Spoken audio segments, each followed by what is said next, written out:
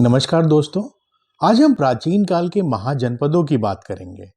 महाजनपद कोई आज का शब्द नहीं है। अगर देखा जाए तो सबसे ज्यादा इसका इस्तेमाल वैदिक काल के दौरान किया जाता था। उस समय इसे कालखंड को बताने के लिए इस्तेमाल किया जाता था। जिस प्रकार हमारा भारत देश आज अलग अलग राज्यों से मिलकर बना हुआ है, उसी प्रकार उस समय 16 खंडों से मिलकर जो जनपद बनता था उसे महाजनपद की संज्ञा दी जाती थी। माना जाता है कि इसका समय 600 ईसा पूर्व से लेकर 325 ईसा पूर्व तक होगा। प्राचीन काल में राजतंत्रात्मक प्रणाली थी और राजा अपने राज्य का विस्तार लगातार करते थे। जिन इलाकों में राजा का शासन होता था उन सभी इलाकों को महाजनपद कहा जाता था। महाजनपद के इतिहास को जानने के लिए आपको 1500 ईसा पूर्व के आसपास का इतिहास पढ़ना पड़ेगा। 1500 ईसा पूर्व के आसपास जाने पर यह जानकारी मिलती है और उसी समय वैदिक काल की शुरुआत हुई थी। वैदिक काल की शुरुआत से लेकर 600 ईसा पूर्व तक हमारे देश में अन्य क्षेत्रों में तो बदलाव हुए ही, साथ ही सामाजिक व्यवस्था में भी कई बदलाव हुए, जिसके कारण जो छोटे छोटे गुट होते थे वो इकट्ठे होने लगे और इकट्ठे होने के बाद वो एक बड़े कबीले में तब्दील हो गए। इस प्रकार धीरे धीरे यह कारवां आगे बढ़ता चला गया और वैदिक युग के अवसान पर छोटे छोटे इलाके बड़े बड़े महाजनपद बन गए, जिन पर अलग अलग राजाओं ने राज करना शुरू कर दिया। तो फिर महाजनपद का विस्तार कहां तक था? ऐसा कहा जाता है कि महाजनपद उस समय के उत्तरी अफगानिस्तान से लेकर बिहार तक फैला हुआ था। वहीं कुछ महाजनपद हिंदू कुश से लेकर गोदावरी नदी तक भी फैले थे। जब बौद्ध काल का समय था तो उस समय भारत को उत्तरापथ, पूर्वी भाग और पश्चिमी भाग में बांटा गया, जो इस बात का प्रबल संकेत देता है कि भारत की भौगोलिक स्थिति पहले से ही लोगों को पता थी। महाजनपद का अगर सबसे अधिक जिक्र कहीं पर मिलता है तो वह बौद्ध और जैन धर्म ग्रंथ ही है। ईसा पूर्व 6वीं से लेकर 5वीं शताब्दी को प्रारंभिक भारतीय इतिहास में एक प्रमुख मोड़ के रूप में माना जाता है, जहां सिंधु घाटी सभ्यता के पतन के बाद भारत के पहले बड़े शहरों के उदय के साथ साथ श्रमण आंदोलनों, जिसमें कि बौद्ध और जैन पंथ शामिल थे, का उदय हुआ। श्रमण परंपरा क्या है?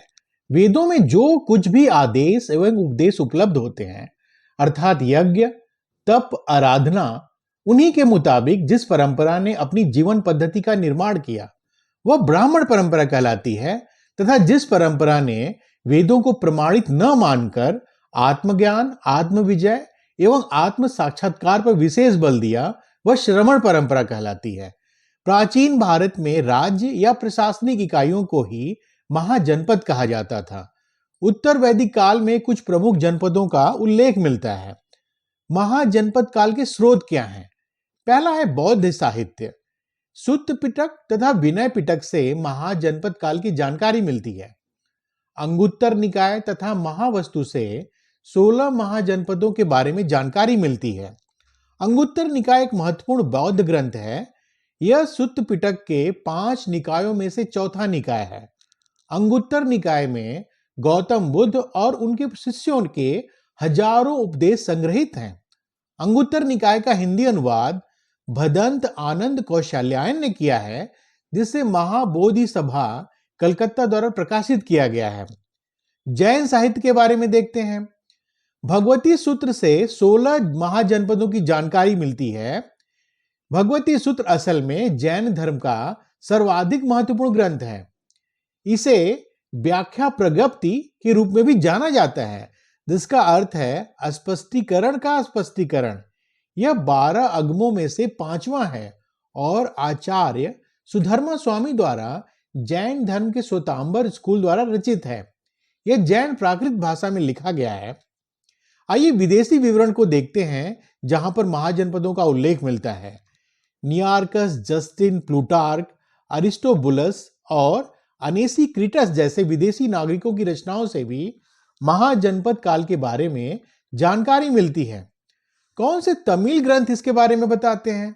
ये हैं शिल्पाधिकाराम में 3 महाजनपद यानी कि वत्स, मगध और अवंती का उल्लेख मिलता है।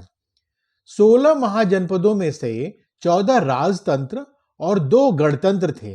गणतंत्र थे वज्जी और मल्ल।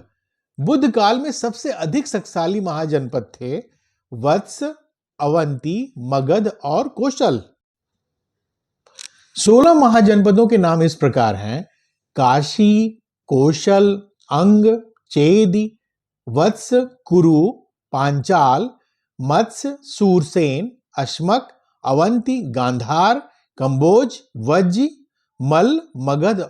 महाजनपद काल की सबसे महत्वपूर्ण विशेषता आहत सिक्का या पंचमार्क सिक्का है। प्राचीन भारत में धातु के टुकड़े पर विशेष चिन्ह का ठप्पा मारकर आहत सिक्का बनाए जाते थे। इन चिन्हों में मछली, पेड़, मोर, यज्ञ, वेदी, हाथी, शंख, बैल और खरगोश की आकृतियां होती थीं और कई बार इसमें ज्यामितीय चित्र जैसे कि वृत्त, चतुर्भुज और त्रिकोण भी होते थे। महाजनपदों के उदय के कारण क्या थे? पहला था कृषि विस्तार, दूसरा था युद्ध तथा विजय की प्रक्रिया में वैदिक जनजातियां अनार्यों के संपर्क में आईं। इसके अलावा जनपदों के एकीकरण से कुछ महाजनपदों का निर्माण हुआ। कुछ महाजनपद अपनी आंतरिक सामाजिक राजनीतिक संरचना में होने वाले बदलावों के कारण विकसित हुए। महाजनपद काल में लोग उत्तरी काले मृद भांडों का प्रयोग करते थे। मिट्टी से निर्मित बर्तनों को मृद भांड कहा जाता है और ये पुरातात्विक स्रोतों की जानकारी के प्रमुख स्रोत हैं।